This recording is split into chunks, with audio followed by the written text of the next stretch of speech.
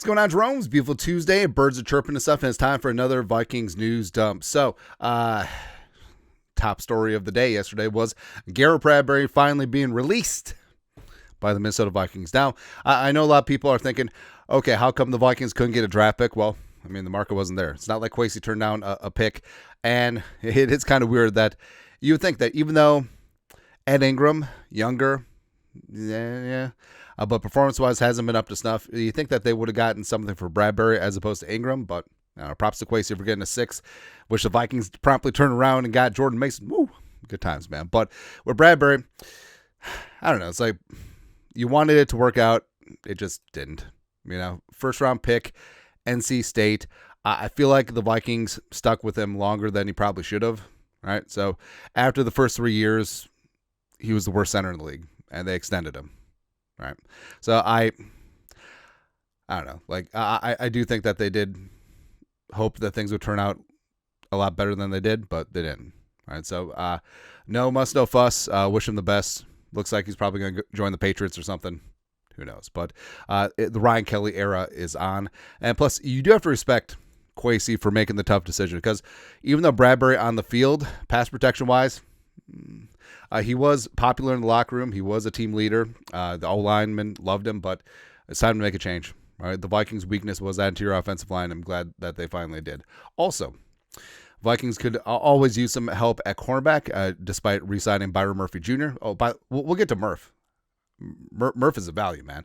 Also, the whole thing about bringing on Isaiah Rodgers, a bit of a gamble, but but also, speaking of gambles, so Jeff Okudah, a former number 3 overall pick in 2020, by the Lions out of the Ohio State. Free agent visit with the Vikings on Monday, and Okudah, it just never came together for him. I mean, Matt Patricia, but also injuries. Injuries have been a major part of it. Popped his Achilles in 2021, and frankly, hasn't really been the same since. And he's been on a bit of a sojourn. Spent a year with the Falcons, last year's with the Texans, and mainly that was just special teams work. But I was also reminded that when he was with the Falcons 2023, the Vikings-Falcons game, the Passionate taking over from a Mormon missile game, I forgot that Jeff Okudah was the one that laid that hit on KJ Osborne that knocked him out of the game. Then he had this beautiful moment between KJ and Jefferson. So screw him. Screw him straight into the sun. F him. We don't want him. We don't need him. Whatever. But if he does sign up with the Vikings, I mean, greatest cornerback of all time. Mama, I can change him, because Okudah is the perfect player for Kwesi. He's a medical guy and a formerly highly drafted guy. Hasn't worked out. The market inefficiency working there. But I don't know. We'll see what happens. Oh, speaking of Jefferson.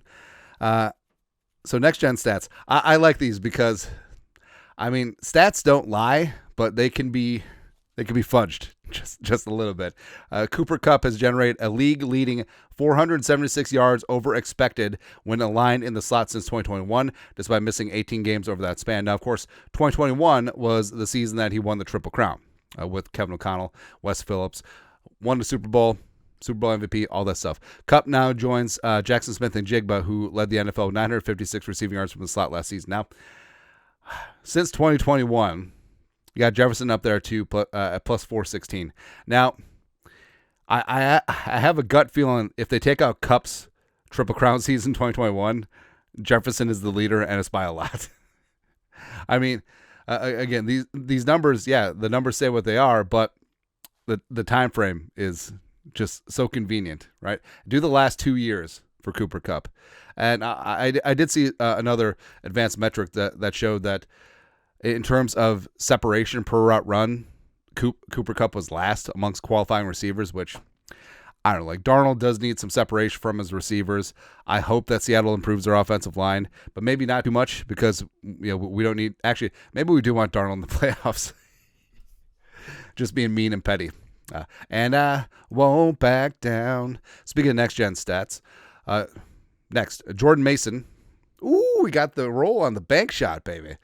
Jordan Mason forced a Mike Conley's feeling like, so Mike Conley, the pride of the Ohio State, heard that we're drafting Egbuka and just like, Sam Cassell balls, but without injuring himself.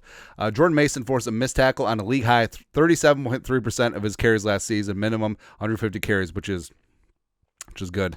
In weeks 1 through 8, prior to Christian McCaffrey's return, Mason also led the NFL with 51 missed tackles force, which is going to be important. So now the Vikings interior offensive line is going to be greatly improved. Also, Mesa was amongst leaders in terms of yards after contact, but hopefully he's going to be not experiencing a lot of contact in the backfield and or the line of scrimmage.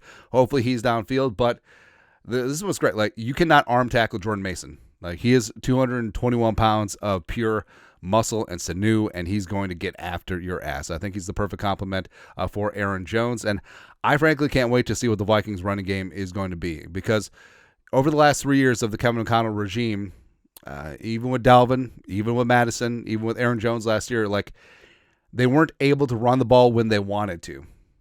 That makes sense, right? So, like, 3rd and 4th and short yardage, goal line, red zone. I mean, they just couldn't punch it in when they needed to.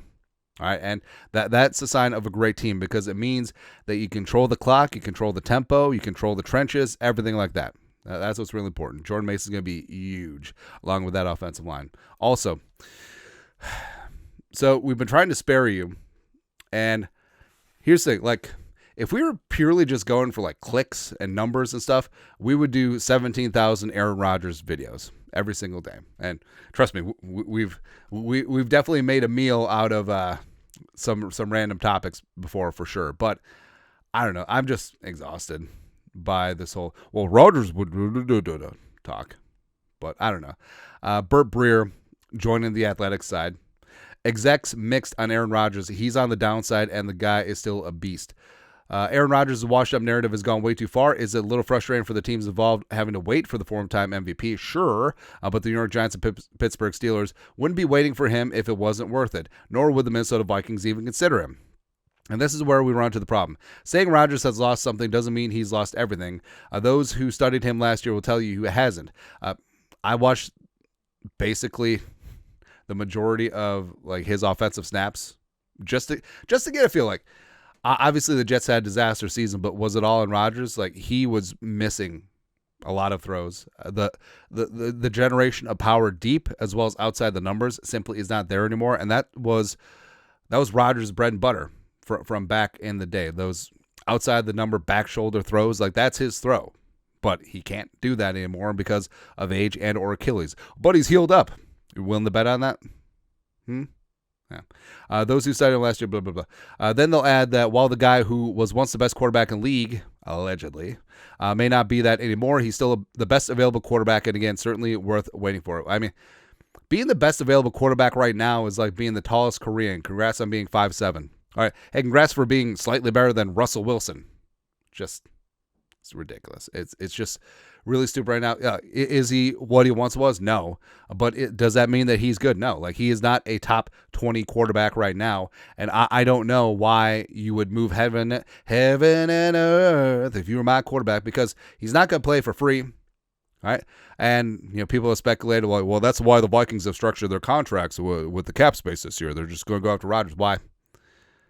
And not to beat this to death, but last word that we've said before, if they had legitimately been worried about J.J. McCarthy, they would have kept Darnold, they would have kept Daniel Jones, they would have ponied up to go do that.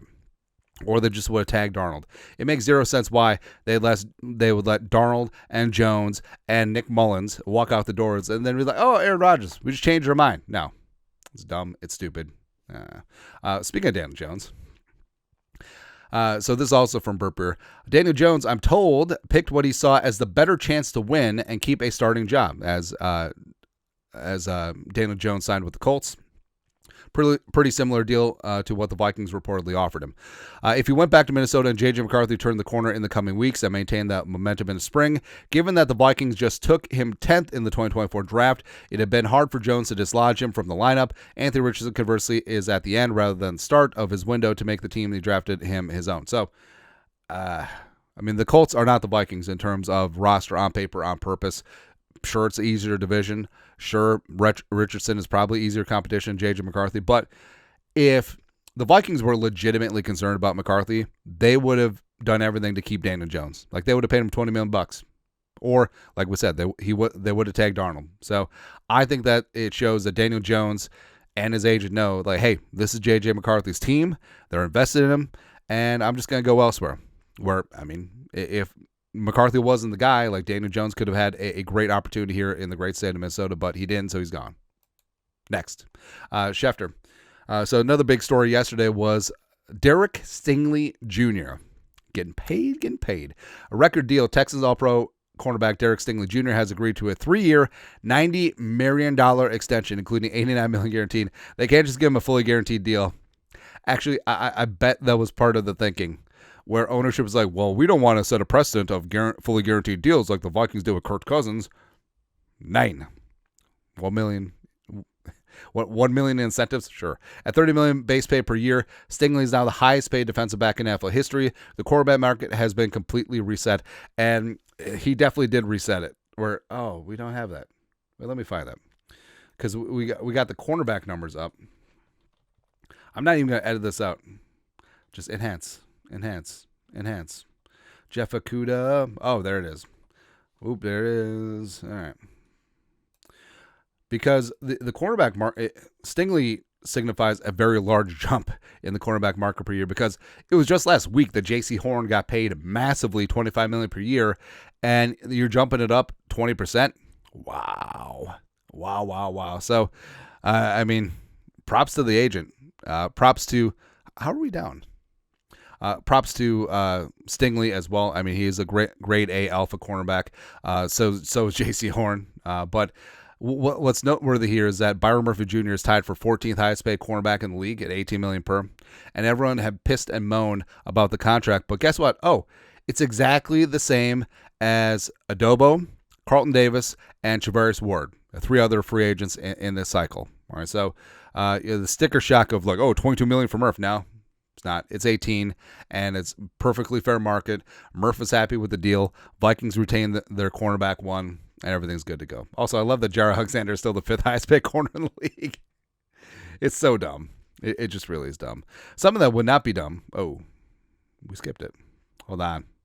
There we go. Actually, maybe. Who knows? But when you have a young quarterback as your starter, you generally want a veteran backup. But what if I told you, like, we can just roll the dice on the physical tools guy, right? So Blitzberg, fan blog over for the Steelers, they've been a great resource during this whole Aaron Rodgers debacle. But the Patriots are asking for a 3rd-round pick for Joe Milton, according to Tony Grossi. I know the Vikings only have 4 draft picks, a 1, a 3, and 2 fifths. But since Kwesi has been getting after all of the needs in free agency as well as trade with Jordan Mason, I mean, do you throw a 3rd rounder at Joe Milton? I mean, if Joe Milton was in this draft class, I think that he would be at the top of day 2, probably in the quarterback 4 conversation. So it'd be Cam Ward, Shedeur, Jackson Dart, then Joe Milton. And Milton was in last year's draft class, fell all the way to the 6th round because it was a stacked quarterback class. Plus, I mean, there was questions. Like, he's got the big-time arm. He's got the tools, but you worry about accuracy. You worry about everything. He's coming out of that Tennessee offense as well. Why not? But remember, like, Joe Milton was at Michigan the year before J.J. McCarthy took over as QB1 in 2021. So I don't know.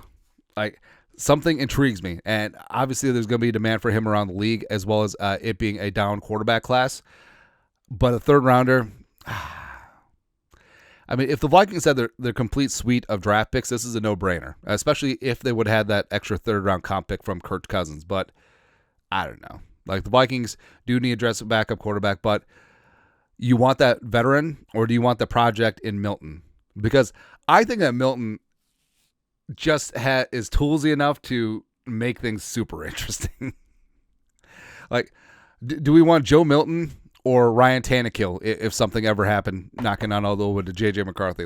Let's roll them bones. Let's go for the massive upside. Also, a massive upside is Najee Thompson. So, again, Kwesi killing it with the UDFAs. So Najee came in Georgia Southern as a true special teamer, right? And did a lot of great special teams things his rookie year. Was primed for a big-time season. But unfortunately, went down with a knee injury in training camp and was pretty serious. And he's getting back after things, looking for a large 2024. And he posted this on Instagram. Slow in control. This is right at 500 pounds. No pain. It's good to see. So 500 pounds on the leg sled. Gonna be good to go. I have high hopes for Najee Thompson, and the Vikings lost Trent Sherfield. They did bring in Tavier Thomas, so gonna be pretty good to go at special team. Love to see that. Lastly, so of course with Jamar Chase and T Higgins getting paid, whatever. Fox NFL, who's the best wide receiver duo in the league? So Jamar Chase, T Higgins, Brown and Devontae. I feel like Brown and Devontae Smith are underrated. Well, obviously Super Bowl champions, but plus Howie Roseman, since he paid them a year early, both of them. I mean, they're on a pretty good deal. Tyreek Hill and Jalen Waddle. Tyreek's probably leaving. Jefferson Addison, duh. Devontae and Puka. Mike Evans, Chris Godwin, underrated, but I wouldn't take them over Jefferson Addison. And then Kupp and Jackson Smith and Jigba, they're just forcing that one. Hey, Sam Darnold, I know you're looking forward to playing with DK Metcalf, but here's 2 slot receivers, one who's good, one who can't get open. But we paid him a lot. So there you go. But either way, like, obviously we're biased here, but Jefferson Addison, you can't touch him. Doom. No problem. Because we all know. Hey, eventually that's going to be 2 Jordans, because Jordan Addison literally is Jordan, but he's playing Pippen right now, which is kind of funny. Anyways, but that's it. Vikings Tuesday news dump. You guys are the best. You know what to do. Skol production value.